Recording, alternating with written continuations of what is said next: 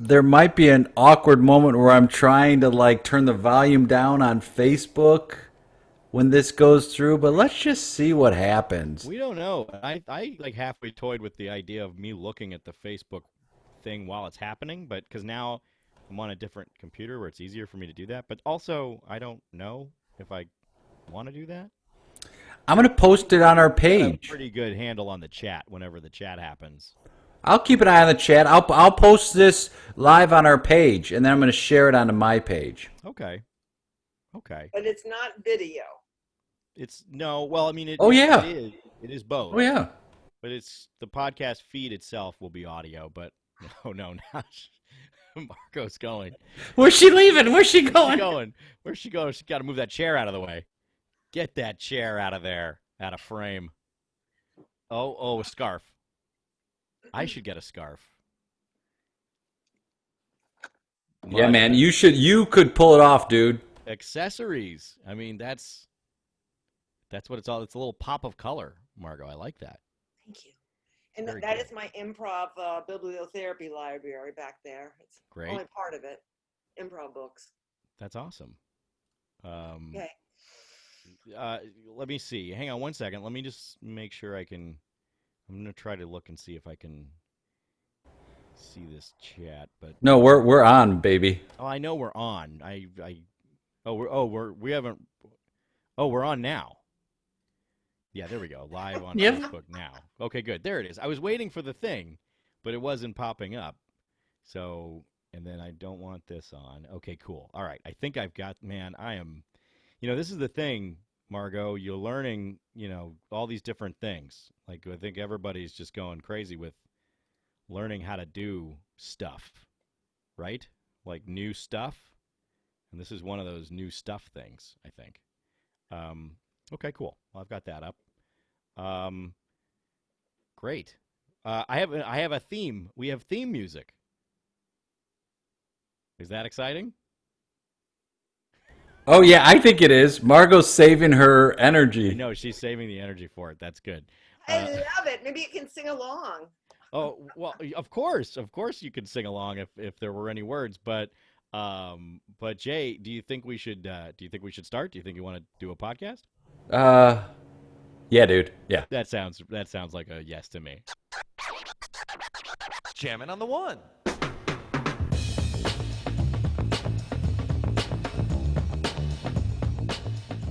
Hey everybody, this is Improvcast with Jay and Landon. I'm Jay. I'm Landon. Hi, Jay. How are you? Welcome.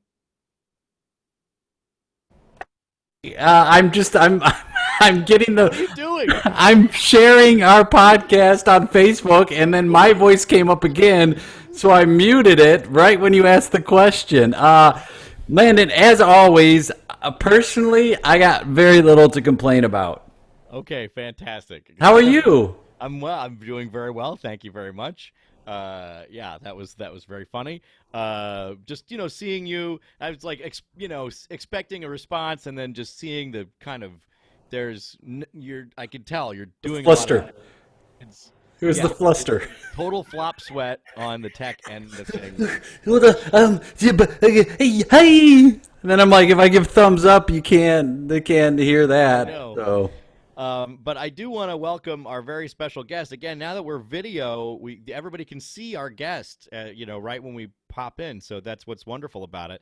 And I apologize. I should have done this beforehand, but I don't know how to pronounce your last name, Margot. Um, Escott, like Escott to be good. Escott. Yes, I mean, that's a great way to remember. This is Margot Escott, everybody. Yeah, welcome. yeah. Yes, Thank indeed. you. Like that. Yeah, that's right. Yep. All air horns all the time. That's our Welcome to the budget. show. Our budget is on the air horns. We blew it on the air horns. Boy, and there you go. Look, we blew it on the air horns. See, great pun work, Jay. Um, welcome to the show, Margot. We're very very happy to have you. How are you? How are you doing? Right now, I'm fabulous. I just completed a 2-day intensive online workshop with wonderful Susan Messing and Rachel Mason, and I'm ready to go. you're feeling the spirit, as it Oh were. yeah. Oh yeah. That's Hey, awesome. So, and I know, Margot, you've done a lot of traveling. You do a lot of festivals and things like that. What do you think the different? Like, how have you been finding it with these online courses and workshops versus being in person? Are you getting something different out of it? Are you getting the same things? What are you finding with the online? Well, I'm getting something different, and it's terrific. I mean, I love it. I met Jay online and started studying with him online, and then going to different classes and workshops, and I just love it. And then teaching, I've been teaching since the middle of March, improv classes online. So I think it's fantastic. It's the new wave.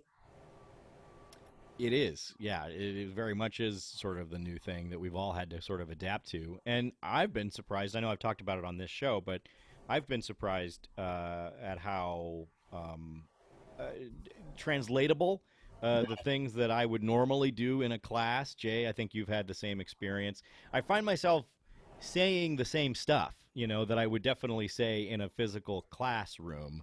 I'm still what you're learning. doing is wrong. Yeah, all That's that. get that out of my face. Yep.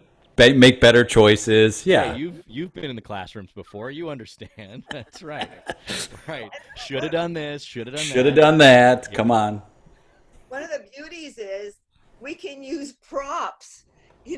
Day one improv, no props. Don't try to get that real phone out of your pocket. Now we can do all kinds of things. We can have all kinds of props and use them, and wigs and hats, and it's fantastic.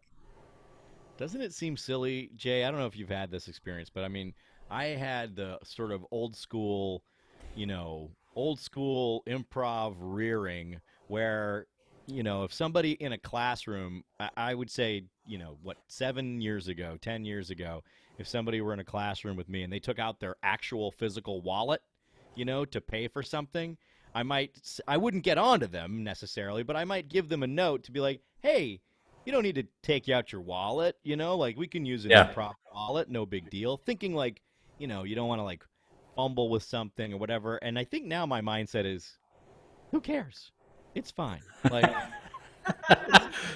why would I ever talk about that? Well, the only confusion is like I'm gonna take out my real wallet to pay for this imaginary drink, where it's like either all props or no props. I my first the shows I've probably done the most are with a group called Comedy Sports, and we used to have props and costumes, and it was super fun. And you would be doing a scene, and you would just go back to like the wall of jackets, and you're like, I don't know, I'm gonna try this jacket on. And then it would help, like it helped me with more character work early on for sure, because I'm like, oh, this jacket means I'm gonna play a professor in this scene. But yeah, at this point, we can explore having props and like, ooh, could we get the same type of props? Like, let's all get like coffee mugs that are blue, and then if I pass you a blue coffee mug, then you reach down and you grab that same type of coffee mug. So I think it's definitely like I'm with you now, Landon. I think the more I do this, the more I'm like, all right, who cares? Right. Sure, Well, take out the wallet. and especially now that we're all on, virtual, things with we're on cameras and microphones and we're in our living rooms or our bedrooms or wherever we're at, right? Yeah. So it kind of puts it in perspective and it's like, I guess it doesn't matter if you're using a real phone or a real wallet or whatever. I think one of the big deterrents that I tried to make whenever I would make those distinctions is because taking out a real wallet is just like a couple degrees of like unbuttoning your real shirt. And so, and there, it's like I just want to make it clear that we can have like this. We're creating an imaginary universe here, Yeah. and I just wanted to prevent overzealous dudes from taking off their shirts. Well, and with that, it's like you can if you limit yourself in a way, right? Where it's like, oh, I've only got I can't give you the thing you're asking for because I don't physically have it on me. I can only play Right. this guy. Like, so I do see the value in it. I think it's real fun to do it. I think it is a skill, object work. I think it is definitely a skill that you can continue to work on and master. But at the point we have now, I think, Margot's right of like, let's grab a shirt, grab the craziest shirt you got in your closet right now, put it on, let's see what happens. Let's have props around us. Like I think even more so now than ever, there's more opportunity. Yeah. So, Margot, let's talk about your journey, your improv journey. Perfect, Landon. Solid setup. Thank you. Isn't it a good setup? Well, it really began when I was about 4 years old, and I was watching a Danny Kaye movie in a real theater. I'm of a different generation, I think. And You're Danny, younger than us. Got it. Younger. that's right, that's right. So Danny Kaye, it was about Hans Christian Andersen, and Danny Kaye invited the children in the movie to get up and start dancing and singing with him. And I got up and started dancing and singing as well. So that was my entry into musical improv, because I didn't know the words exactly, but I just made them up until the usher came and gently threw me back into my seat. But after that, I wasn't doing much improv. So I had a brain aneurysm repair about 10 years ago, and it was the right cerebral part of my brain. And it was an interesting experiment because, well, my doctor had done them before. It wasn't quite an experiment. But when I got done with the surgery, which took longer than the family that was waiting for me thought, two doctors came out, and my husband and my brother were there. And the doctor said, look, I can tell you that Margot has movement in her extremities, but we don't know if she'll ever speak or have memory again. And my brother said, too bad about the memory. True story. So while I was recovering, a friend of mine who was in local community theater said, Margot, you should take some drama classes. You're kind of a dramatic kind of person. And so I am not. How dare you? How dare you? Get my mink stole. I'm leaving. and I have been what's called a platform speaker for about 25 years of my career, going around the country talking about the healing power of humor, play, and laughter, and to various mental health conferences and community events and things like that. So I already had, and I never used notes. I would always improvise my talks. So when I discovered improv, though, number one, I thought I had discovered something very unique, and that is this could be used in therapy. And also, I will be the person to bring this to therapy. So I went home and I started Googling things like improvisation and therapy, and I found all these people that were already doing it all over the world. But I was very blessed because I found some great mentors in my early days and took a lot of classes. And so the struggle, shall I go right into the struggle or keep on happy times? No, the struggle. We want to know Struggle. about the struggle. Yeah, that's the selling point here. Lay it on us. And the struggle is I started when I was about 61 years old. And at that point in my life, I had had both of my knees replaced, both of my hips replaced, a shoulder replacement, and brain surgery. So all these young white dudes, because that was in my community at the time, one or two women, who were doing things like getting on the floor and rolling around. And I could get on the floor. I just couldn't tell you when I could get up again, because I had to go into downward dog in order to get myself up again. So it was a bit of a struggle. And it was fast, loud improv. And I really enjoyed it. I especially enjoyed the applause from the audience, the adoration of my fans lining up before the shows, of course. Of course. And I really loved it, but it became almost toxic for me. I was leaving not feeling good about my choices, not feeling good about always being the grandmother or the old aunt or, a crazy person. So typecasting. So anyway, after about 5 years, I stopped performing, but I had started teaching back then in the early days. My own teacher trusted me to teach. And then so I've been teaching for about 8 years right now, and studying profusely, finding the absolute best improv teachers in the world to mentor me. Well, so I'm curious about so prior to you, finding improvisation, you were traveling, you were giving these talks, you were lecturing about the healing powers of play and all of that. And I'm almost surprised. So improv never kind of never sort of passed through your sort of orbit at all at any point. Isn't that funny? I wish it had. But one of the things I did in the early 70s was take something called a new games training. And new games were win-win games for all populations. And I got certified as a new games referee. And I was using a lot of those games in my workshops. So when I started in improv, I saw a direct connection. In fact, some of the games and exercises we play in improv are right out of those books. Sure. And I was very fortunate. There was a man named Bernie DeCoven, who's passed on now, but he was kind of the shaman of play. He was very involved in the play movement, and I got to interview him for about a year. He did a lot of stage 4 cancer, but he spoke with me on my podcast, and he was a wonderful fellow. And so that playful part is what really attracted me too. Not having to be, the psychotherapist or whatever, but just playing for play's sake. Yeah, I think that also, I mean, part of me is surprised that it sort of never entered into your orbit, but then part of me isn't as well because I think, and Jay, you probably know this as well, better than I, because you've been around longer than I have. Thank you. Yeah, I mean, by a factor of a lot. I mean, I've been around a lot longer. A very long time.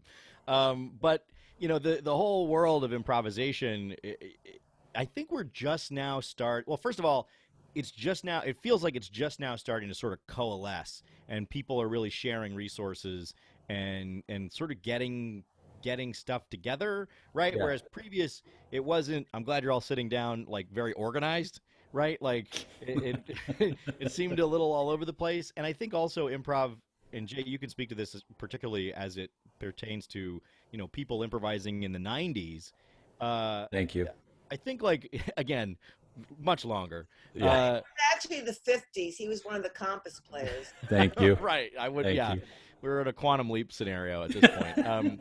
And now I'm dating myself by referencing Quantum Leap, a very hit television show. Oh boy.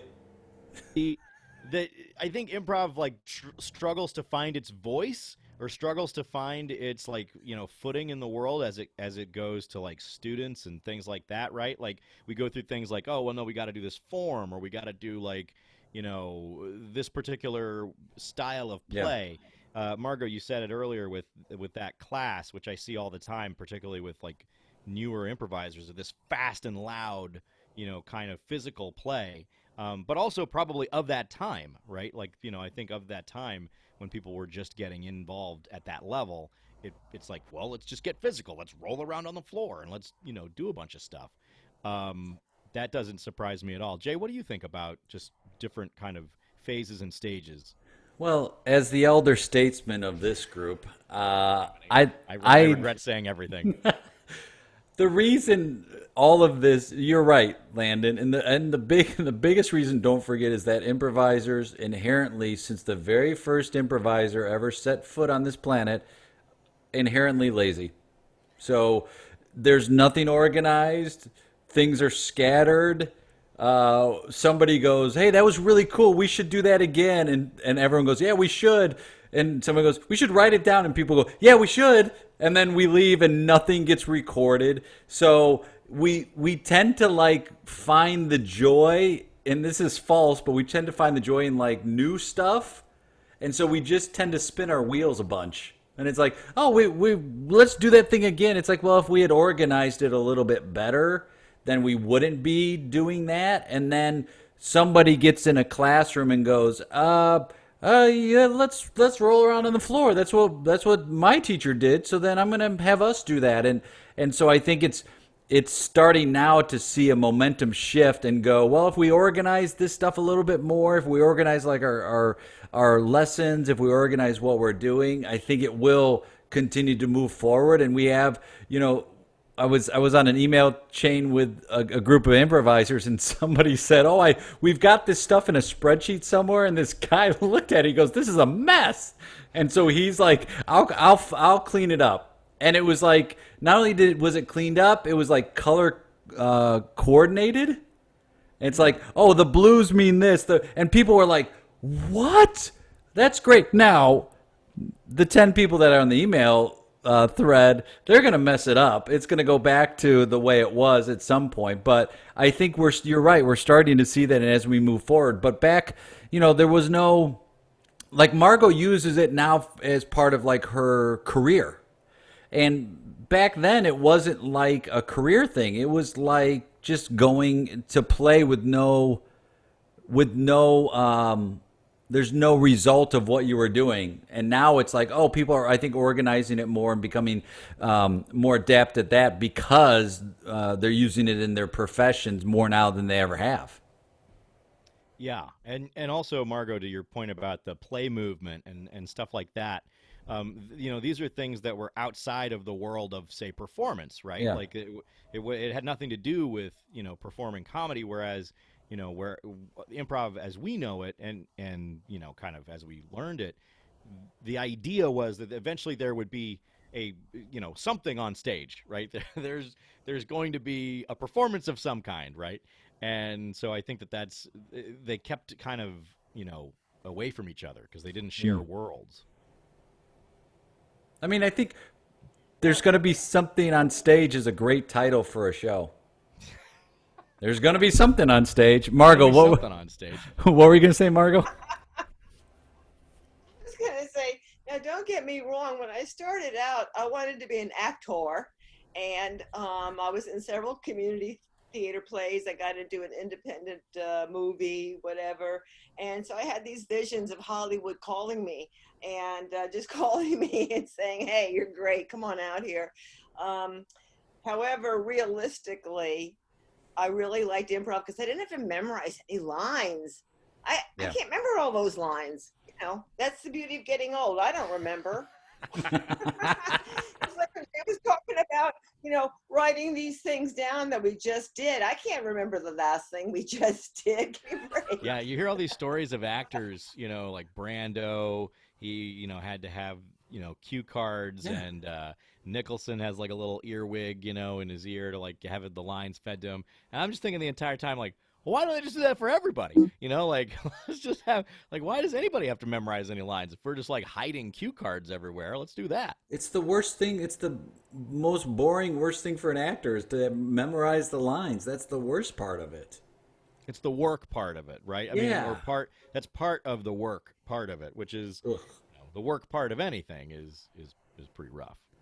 Thank you. Thank you. That's why it's called work. Not play.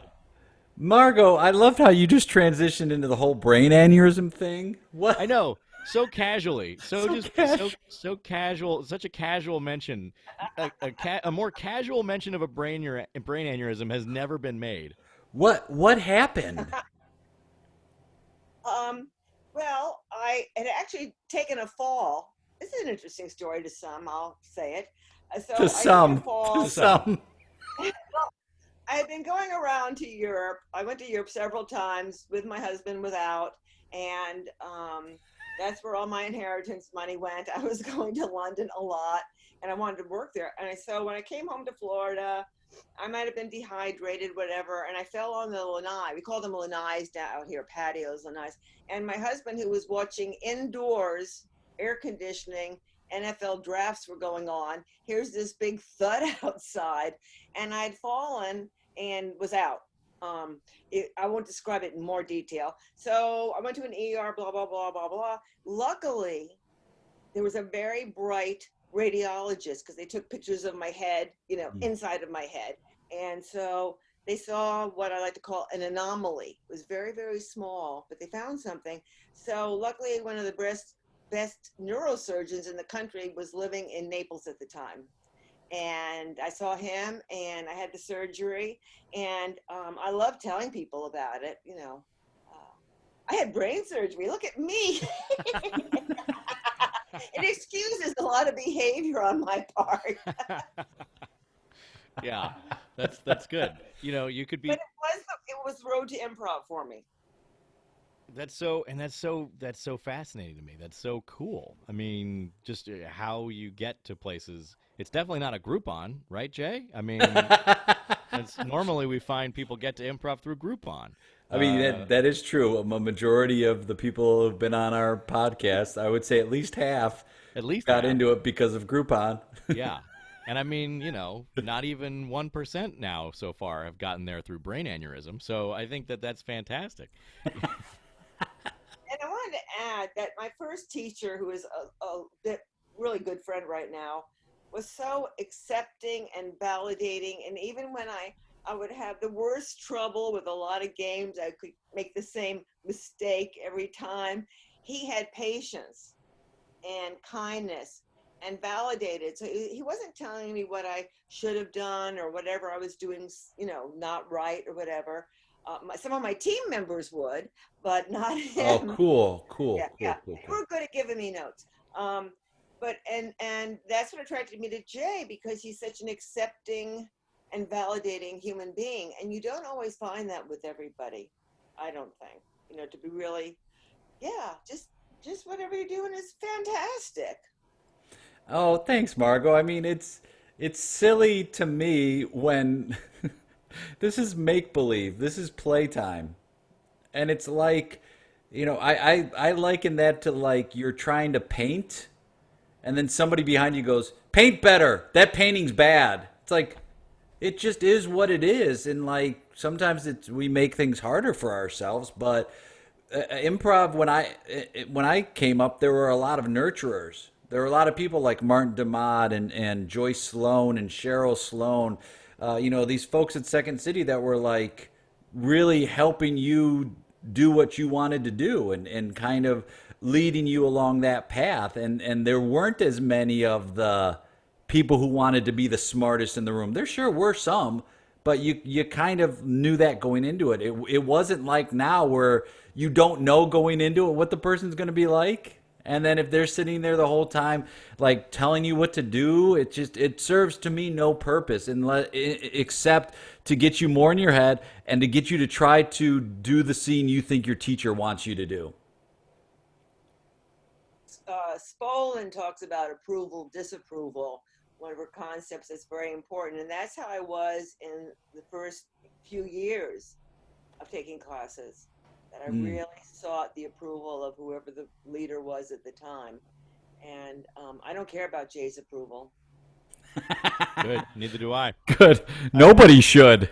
But I think that environment of no judgment and the environment of having that supportive place is essential to be in that creation, place in your mind, right? Yeah. The place of play that you need to have there. I mean, I came from a world of acting and for lack of a better word, showbiz, which what is very judgment based, right? You're either here or you're not, or you either get the job or you don't. And then there's an entire, cottage industry based on like trying to get people to a place where they think that they're doing the right thing, or they think that they're doing the thing that will get them a job or hired or booked or whatever you want to call it. There's an end goal. There's an end goal. And I think there's a place for that. I mean, I think there's a place for competition and healthy, I definitely want to execute this, or I want to be the best for me, not necessarily beat the other guy. Although, beating the other person is definitely a part of it too. I just feel like they're entirely different things. Improvisation is a different skill, and it's a skill that you can use to get to some of that stuff, but it doesn't really have anything to do with it directly, right? Like you're not using it to like, I'm gonna, improv auditions are always ridiculous, right? Like they're as a concept even, it's like, what are we gonna audition the best improvisers? Like it doesn't make it on the face of it doesn't make any sense. Yeah. And I know that, Jay, coming from Chicago and being in that environment where it was like, okay, well, you're going to audition for Tourco because that's the next thing you do. And then if you do well, you audition the next year because your next year, the year after, that's your callback. Your second audition is your callback. Yeah. Isn't it funny? It's a silly thing of like, you don't get the first time. you come, even no matter how you good you could write a script about it. It's like you've got to audition a couple times, then you'll get a call back. Then if you do your you do your one person shows or other improv shows at other theaters, and then you finally get hired as an understudy, and then after a while you get slotted into one of the touring companies. And then for most of you, you'll never see the stage. You'll never make that next leap Right. to one of the stages. And that has nothing to do with the creative aspect or the art of improvisation. It has nothing to do with it. Yeah. So yeah, I just always felt like those two things were very at odds with each other. And and I think Margot, you're like this. You have to have a certain amount of like, I don't know if it's bravery, but you have to have maybe it's life experience where you just go, this thing I'm in isn't serving me, whatever it is. This I'm in a theater where I'm auditioning. It's not my style. I'm gonna walk away and find where I feel I belong, and that's not an easy thing to do. And like, Margot, do you like, you spend your life, you're helping people, and it's so hard. Don't you think it's so hard because there's so much fear for people to walk away from that thing that they're chasing after, which they might not even want, but it's something that it's either like that thing doesn't want them or they don't see there's an alternative for anything else. And so they just keep chasing after that thing. Well, that's choice and belief systems. And and once we're thinking, we're in our head and it's belief systems, and there we go from there. Once we're in our heads, and I like just being spontaneous and playing, and really listening. I love listening to my partners. I love silence.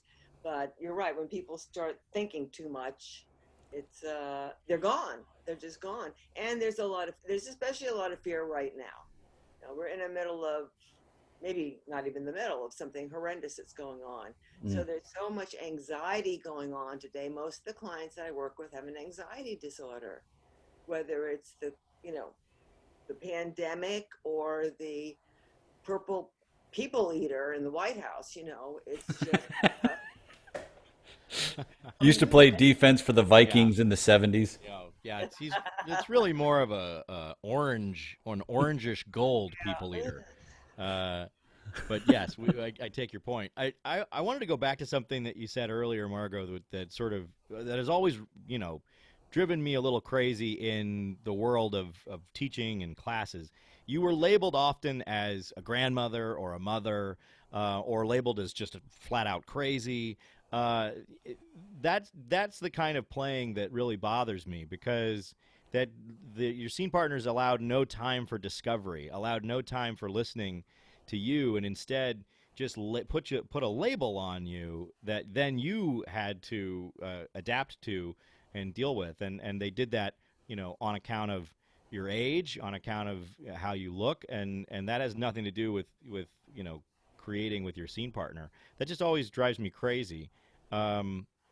Jay, what do you think about when people kind of come in and have those sort of preconceived labels for folks? Oh, I think it's fantastic. I think it should definitely be, There's that old always accepting Jay. as the elder statesman. Of course. I think it's something you see a lot of, and because some people can't get past what they physically see, so then they go, oh, you're this. And even if Margot, I would dare to guess Margot would be in a scene and playing a younger person energy, like I'm talking like a kid energy. For sure. There's a good chance that some players would still be like, Grandma, stop that voice. Right. I mean, Margot will, like, silly, or you're off your meds, Grandma. yeah. Oh, the worst line. There's I'm going to have my top 10 worst improv lines. One of them is, take your medicine, Grandma, Grandpa. The other is, this is weird. Like, those are all just lazy choices, and you're not looking at what your partner's trying to do. And so I could see, like, how many people have stepped away with the experience like Margot that you've gone through, where people just go, this isn't for me, because I don't want to play. I don't want to be the grandma. Nothing wrong with being a grandma, but damn it, I don't want 90% of the scenes to be who I look like to you. Yeah, Margot, how did you cope with that? How did you deal with that in the scenes? Well, if you're in a scene, you accept and justify everything, so you go on. However, today, when I'm playing in some groups that are working together, I'm starting to get the grandma bit, I will speak out and say, I'd like to have another choice here. I don't really want to be the grandmother. And you know what's so ironic is that I don't even look my age. If they knew how old I really was, they'd want to get a wheelchair out for me. You know, it's horrible. It's horrible. Well, I mean, that's so true. Like you know, I know a lot of people who are in their 80s, and it's like they drive a car, they take the bus, they're very sharp. Like we pigeonhole these and stereotype people. And so it's like the walker thing comes out. Lots of improvisers play old people as shaky walkers. Like they have the Right. shaky hands and they get in a walker, and it's like I guess it's something that people find like their choice of just being a character isn't strong enough, so they have to add those stereotypical elements to it. Yeah, it's maddening. Margot, you said that your teacher created this environment that was very accepting. Was there any way to address that particular thing in that time period? I'm sorry, I didn't quite understand what you said. Uh, The teacher, yeah. your instructor, creating an environment that was safe and accepting, and there wasn't any like, oh, this is the right way, this is the wrong way. How was that sort of dealt with, in class whenever these labels would come up and Well, he's today still makes me a grandma, although I've told him you've got to stop it. He perseverates. His name is Craig Price. He keeps calling me a goddamn grandma. Stop it, Craig, you Come know? on, Craig Price. Today's the day, dude. today's the day? Well, and Stop. it is a shame because go ahead, Margot. I was just gonna say, however, he was very protective of me because I had these loud, fast guys that weren't listening and just running through scenes. And he always supported the choices I made, and I really appreciated it. He made me feel like I was an important part of the ensemble, even when I was feeling like, get me out of here. So, but one of the worst notes I got wasn't from him, it was from the fellow who took over from him, which is shortly before I left. And we were doing a lot of musical improv then. We had studied with Stacy Smith and Mike Dakota and people like that. And so the new director had said, I said, I haven't been in many musical numbers lately. He said, well, so and so has a much better voice than you. And I said, bye. Well, Yeah, and that's what that's it's all about. huge. But that's huge to be able to say people haven't walked away soon enough. I feel like people stay in that situation, and the fact that you're like, okay, see you later, like that's a huge deal. Yeah, I think it's one of all those things. The people who are the loud, fast performers on stage, they get a lot of attention early on, but eventually nobody wants to play with those people Yeah. because they're no, because they're not listening. They're not listening to anything, and they're no fun to play with.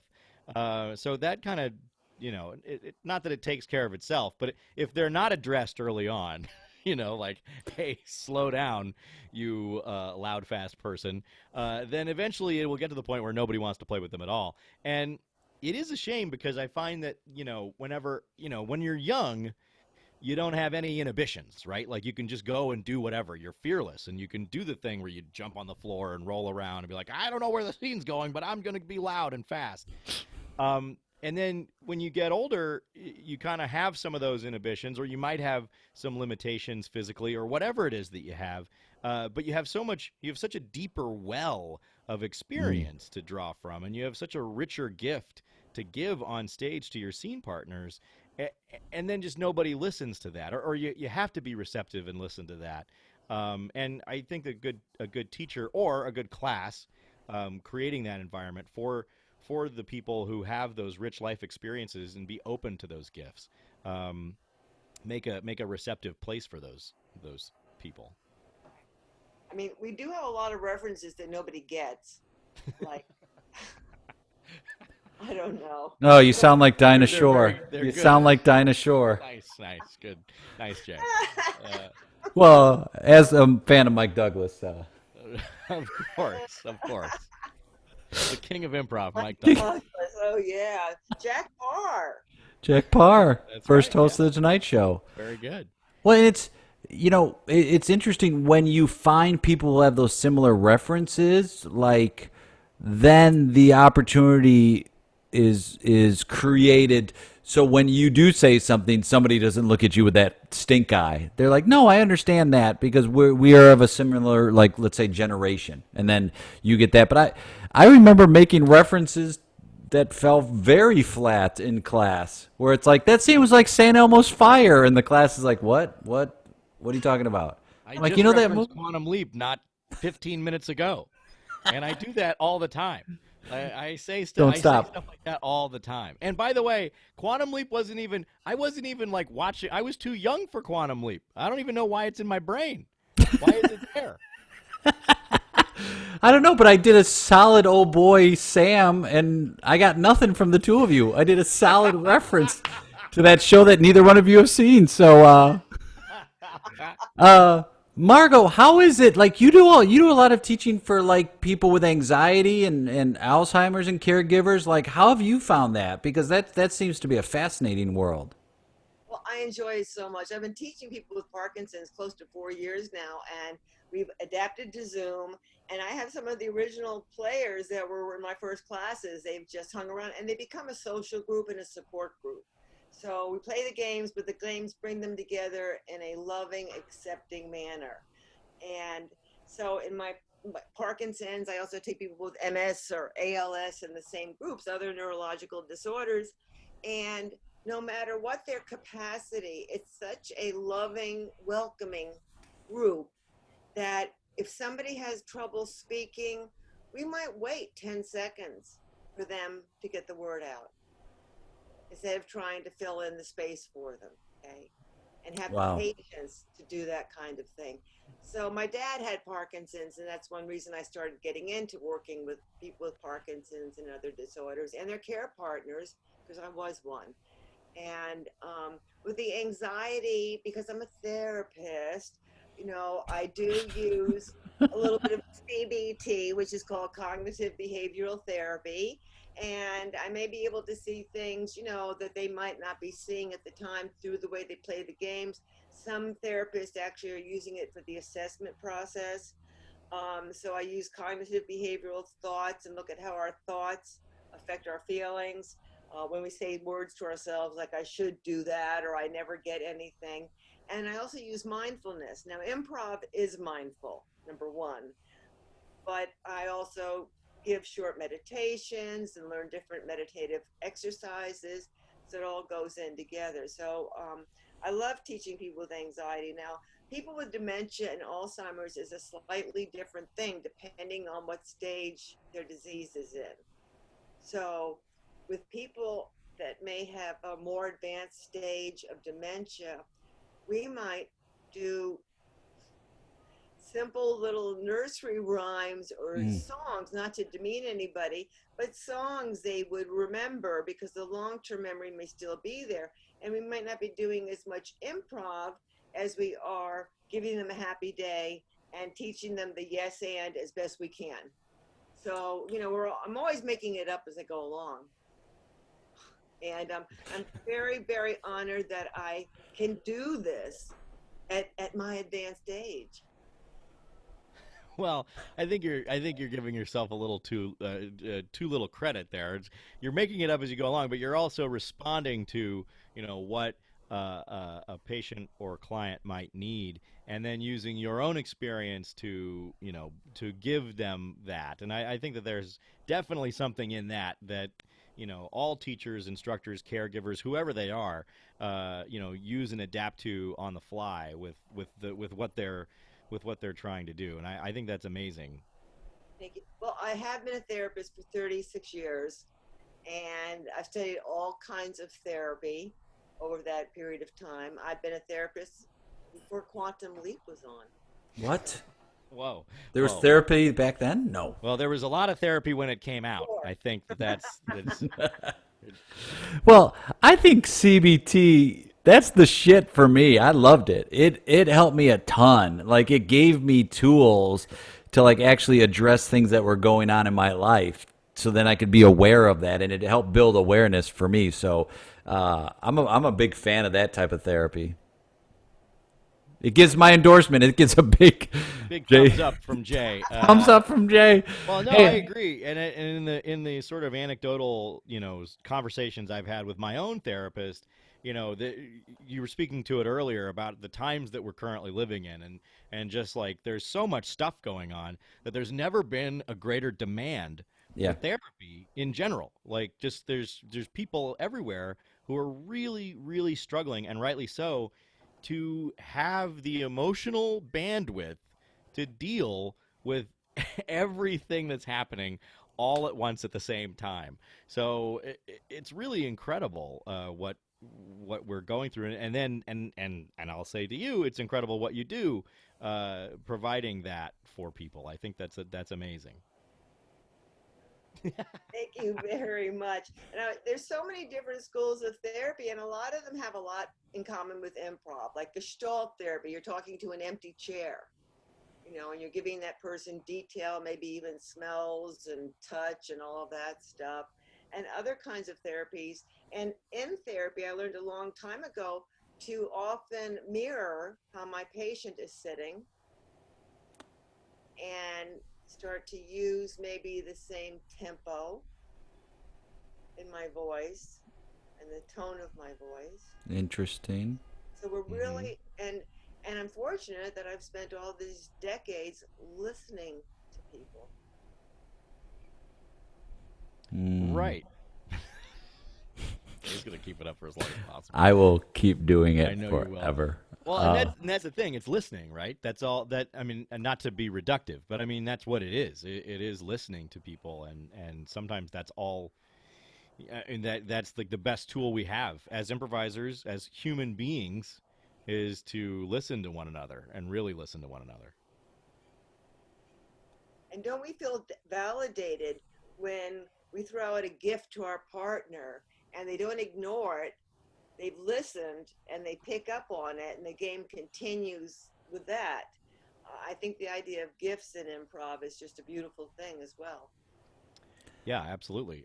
Speaking of gifts, we get one every week from our friend, Dr. Ronald Yes. Harvey. Yes. Who is in Bulgaria, and he writes us questions, and they can be questions about life, they can be questions about improv, they can be questions about everything. But we have a segment on this show called Dr. Ron Asks, and so we're going to do that segment now. Margot, you were kind enough to think about and to record a theme song for Dr. Ron Asks for us. Now, we unfortunately, we've lost that recording, but if I could put you on the spot It's right Zoom's now. fault. It's Zoom's fault. It's all Zoom's fault. But if I could just put you on the spot right now to perform your rendition of the theme song to Dr. Ron Asks. Ooh ah, ooh ah, ooh ah, ooh ah. Dr. Ron asks you. Da da da da da. Dr. Ron, Dr. Ron, Dr. Ron, Dr. Ron, Dr. Ron. He asks you. Yeah, I love that. That's fantastic. Very good. All So right. good. That's the great theme song to Dr. Ron Asks. Now, And fuck that dude who said you couldn't sing. seriously. Fuck that fucking guy. Fuck that. going on? Anybody who's a wet blanket like that, screw them. Jay, what are the numbers? Well, we have 1 through 31, Margot. Which one do you want to pick? 16, because that was my best year. Well, this is a great one. Should improvisers give unsolicited notes to their friends? Why or why not? Oh, yes. Fantastic. Yes. Right. What do you think, Margot? I think I know what you think, but what do you think, Margot? I can't believe it. Okay. Uh, there's a saying in 12-step programs, and I belong to almost every 12-step program on the planet. And it's that if somebody asks for your opinion, give it. And if they don't.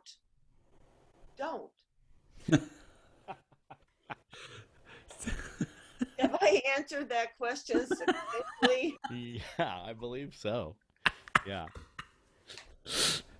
I mean, yeah, it just is.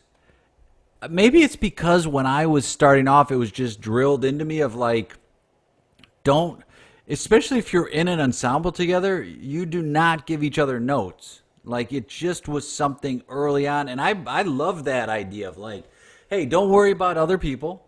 You're supposed to be playing in this group. You're not supposed to be giving notes.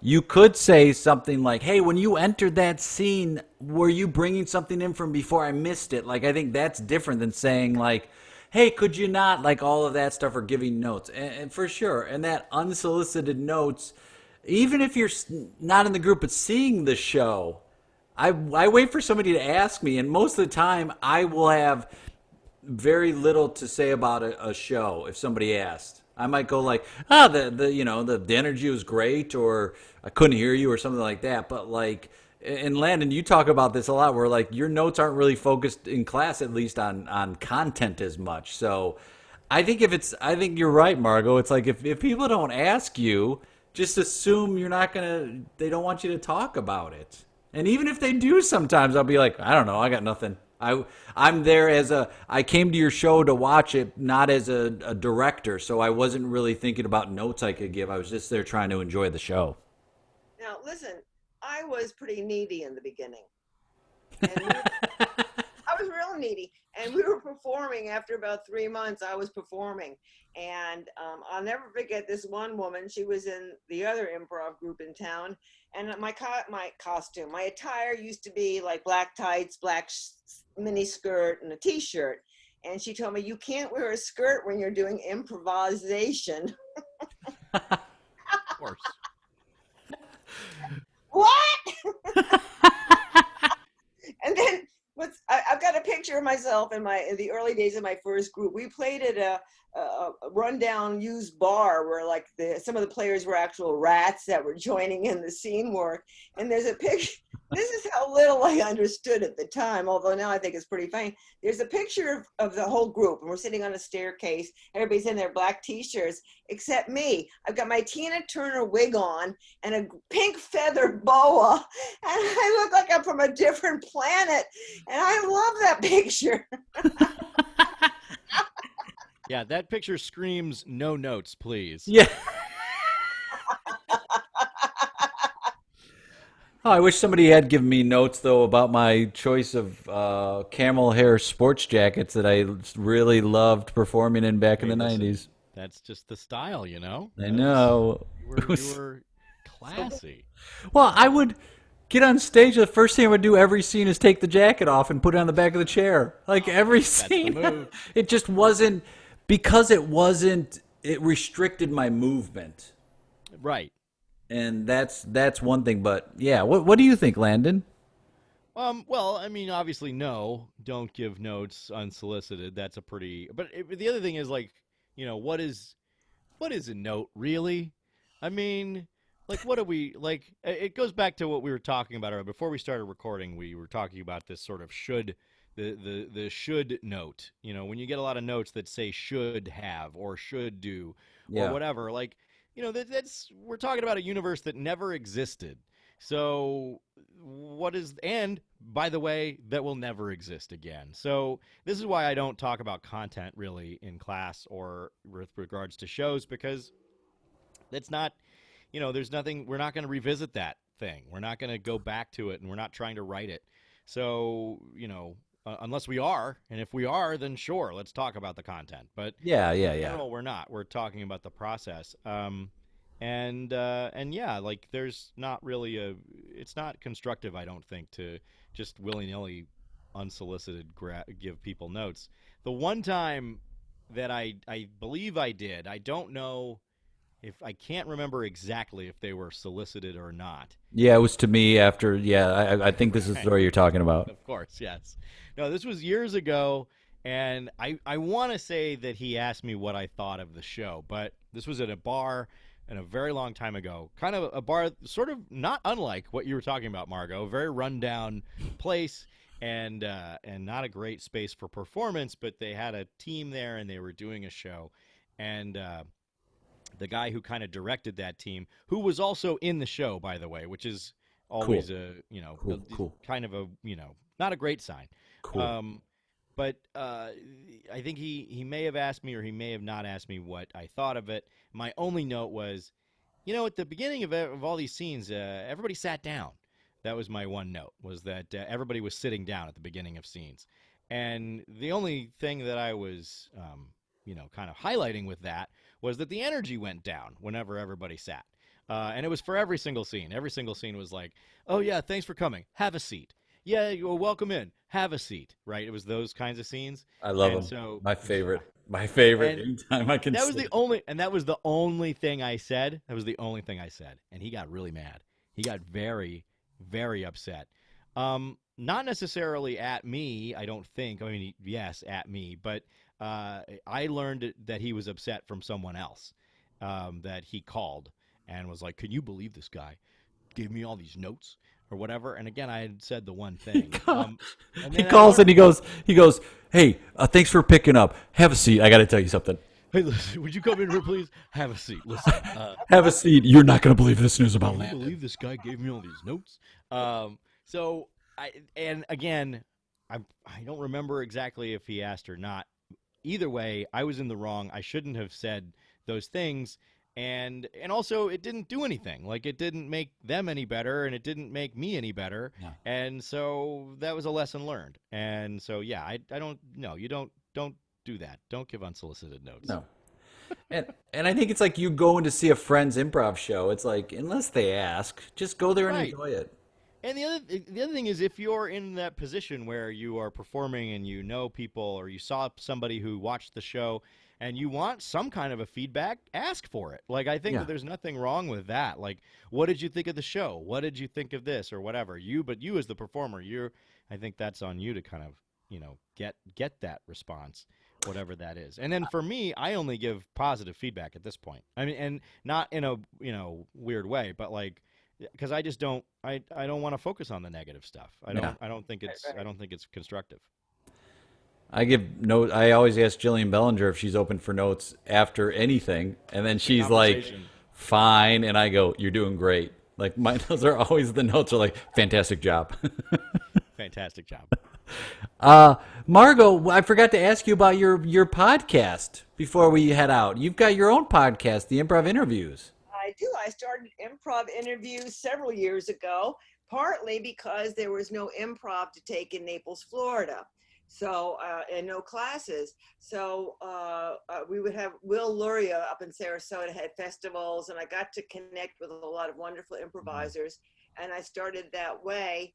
And so in the beginning, I had Stacy Smith. I'm trying to think of who some of the early ones were. And a lot of therapists that are doing improv in this country and abroad.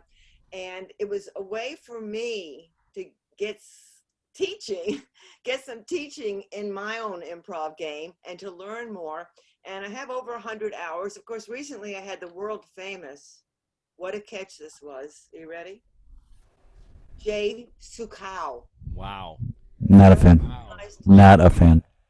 Recognized Hack. magnanimous.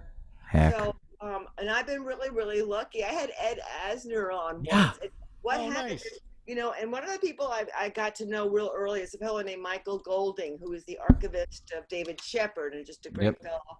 And so I would drop Michael's name and I would get somebody to say yes to me. And then it became really easier just to get people to say yes. Mm. So I really enjoyed doing them. I was in a workshop today and I met a fellow who was at Second City in 1980, right after Jay came, I guess. And he was, That era. yeah, A long and time he ago. agreed to do a podcast with me. He's fascinating, So I really enjoy doing Landon. I could do a podcast with you if you want that. I'm willing. I'm down. Let's do it. All right, we can talk about your acting career. Oh, yeah. Thank you for being generous with the word career. Your generosity knows no bounds. Uh, So I've really enjoyed them, and that's how I've met a lot of people. And it's on my website. It's a great thing for me. I get more out of it than my guests do, probably. I think. that's fantastic. Where can people find that, Margot? Well, margotescott.com is my website, Cool. and there you'll find all my podcasts and Great. my little journal articles and my class info, That's and great. Facebook, of course. You can follow me on Facebook. Of course. Facebook. Hermione Gingold is my name on Facebook, so I'm easy to find. Um, Jay, do you have anything you'd like to plug before we get out of here? Um, Water. It's really good. Don't forget to hydrate. I want to Important. promote that. It's important. If you've been doing tap water at room temperature, give it an ice cube or two. It might, What? yeah, change it up, or put a little bit of like Pellegrino or sparkling water in with your tap water. I've been doing a little Pellegrino with cranberry juice, and it's a little treat. I'm going to be honest. I really enjoy it. I'm also doing Mondays now at 9 a.m. LA time. I do an hour happy hour, so people can come out. I was doing it Fridays, but then Fridays now I've got my kids and I do virtual. I try and figure out the LAUSD schooling, my friend, and a boy, oh boy, if you're looking for something complicated, LAUSD. We have four, no, we have five apps I need to navigate for their schooling. I've got a kindergartner and my son's in the second grade, and they each have like five different apps. There's like Google Classroom, Clever, Schoology. Like and you got to find homework at different places. Like it's just super fun. So even if you don't have kids in school, I highly recommend trying to navigate the LAUSD, their educational system virtually. It is fun, fun, fun, fun. No notes then. No notes No, for no, me. no. The notes is keep. I'd like more. I'd like to have more apps that I have to More apps? navigate. And the thrill of having an iPad that doesn't work provided by the Los Angeles Unified School District is fantastic. Is So I Clever cannot. is the app Clever missing any of its vowels? No, Oh, is it sadly, it just should spelled be. out Clever? Yeah, it's Oh, spelled that's too out bad. with the C and of all those letters. Yeah. Oh, that's too bad. What a missed opportunity I for think Clever. CLEV apostrophe R would have been clever. Oh yeah, Thank you. could be. Could have been. Yeah. What about you? What do you got going on, Landon? Oh my goodness, so much that I don't have happening. There is. I have. It's not up. It's up now, but I think there. I don't know what the dates are exactly, but I'm doing a couple of voiceover classes. There's one through Rise Comedy in Denver, and then another through Third Coast in Nashville. So those are happening in September, which, by the way, it's September now. That's Uh, right. and as I said that, my brain caught up to the actual date. So that's you watched that happen in real time when I said in September, realizing that it is now, in fact, September. So those Oh, are mere wow. days away, and so you can go to those websites and find that. And yeah, so that's the stuff I have going on. Margot, you have classes coming up. Yeah, there's coming up. It's starting actually the last week in September, Tuesdays from 4 to 5:30. It's called Improv for Wellness. And that's Open 4 to 5:30 East Coast time. Eastern, East Coast time because I didn't want to mess it up with Jay's Happy Hour, which is a fantastic time. It's just a wonderful group. Love being in that. So yeah, it's Improv for Wellness. It's a drop-in and hour and a half class, and I'm really looking forward to it. I was teaching a lot this summer, and I took kind of a hiatus, so I'm glad to be going back. That's And awesome. Margot and I are part of the Vintage Improv Festival, which is September, I believe, 11th and 12th and 13th. And she has been in a class with me, and we're kind of creating this group and then performing. They're going to be doing a show over the weekend. There's lots of great shows happening. The workshops are sold out, so that's September 11th and 12th. Check that out and watch those shows. Great, that's awesome. And is that on? Does that have a website, or is that just on a The best thing I think is to go. They do have I believe they have a Facebook group website or something? Yeah, go on Facebook. Yeah. Just type in Vintage Improv Festival. That's where I've seen it promoted. So, well, very cool, very good. Well, Margot, thank you so much for being here. Yes, we're so happy that you could join us. See, listen to those people. They're amazing. Listen to that air horn. It's incredible. Jay, as always, thank you. Landon, thank you. Hey, you betcha, buddy. And this is Improvcast. If you like what you heard, you can rate us on any of the podcast platforms of your choice. Do that. Now we've got this video thing happening on Facebook, so that's archived or wherever it goes into the internet. But hey, we've enjoyed talking to you. We'll see you next time. This is Improvcast with Jay and Landon. Fuck Trump. Fuck 'em. Yeah, live stream done. Yay! Yay, Marco. Thank you so much. That was so much fun. Aw, thank you. That was great. Thanks for being a part of it. Yes. Oh, I was glad to. I don't know who dropped out at the last minute, but you could call me anytime. I'm just No, giving you we had scheduled to do one today, and I had a thing for work that popped up, and then Landon texted me, and he's like, hey, we're going to do this. And I was like, oh, I didn't ask anyone. I was like, hang on. And so you were the first one I reached out to. I was like, oh, thank you. I'm so passive aggressive. Fuck me. I'm sorry I said that. Terrible. Terrible. I was going to leave Susan's class early to come on this. I was so excited about it. Oh, we're glad you were here. And now I'm going to have to be friends with you, Landon, too, on Facebook or something. So, yeah, absolutely. For sure. 100%. And I can offer therapy for $175 an hour. Thank you. Well, so think about that. Already, I might have to. I might have to resort to it. My therapist is supposed to be taking me under COVID conditions. He can take one patient, and the office will cover it. And they just happened to ask him, and he was like, "Yeah, sure, whatever."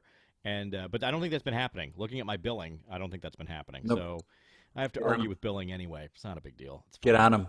Get on them. Yeah, it'll be all right. They've actually. I'm getting ready to get my second check for healthcare providers that are helping us. I don't charge my copay anymore. If they, I do whatever I can for folks. So. I had a weird situation where my insurance was done and I didn't know it because I'm going through a divorce and I was on my ex-wife's insurance, and so and then that lapsed, and then I didn't know it lapsed, and then they back billed me for everything. Sweet. So I went from having a $70 bill to a $3,500 bill. Awesome. Awesome. So yeah, it's worth it. It's worth every penny. Sell all your belongings. Stay in therapy. Well, I also think they're going to have to try very hard to get that money out of me. Yeah, that's just not happening. So that's okay. But yeah, my therapist is great, and I wouldn't stop doing it ever. And now I'm very happy that I did do it. And actually, it's funny because I started seeing him before the divorce, and so he's been with me the entire time throughout the entire divorce process and everything else. So it's been great. It was perfect timing. But yeah, very, very weird how things work out sometimes. Yeah. Well, a theater I used to be associated with kept paying me. I was teaching there, and they kept paying me after